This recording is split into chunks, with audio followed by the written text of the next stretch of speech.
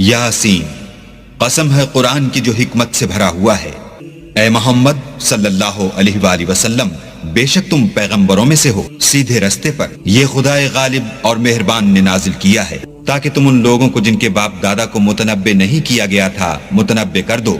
वो गफलत में पड़े हुए हैं। उनमें से अक्सर पर अल्लाह की बात पूरी हो चुकी है, सो वो ईमान नहीं लाएंगे।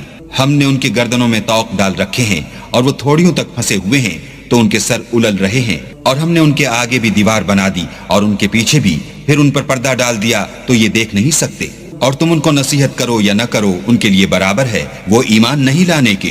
तुम तो सिर्फ उस शख्स को नसीहत कर सकते हो जो नसीहत की पैरवी करे और अल्लाह से गायबाना डरे, सो उसको मगफिरत और बड़े सवाब की बशारत सुना दो। बेशक हम मुर्दों को जिंदा करेंगे और जो कुछ वो आगे भेज चुके और जो उनके निशान पीछे रह गए, हम उनको कलम बंद कर लेते हैं। और हर चीज को हमने किताब रोशन यानी लौहे महफूज में लिख रखा है।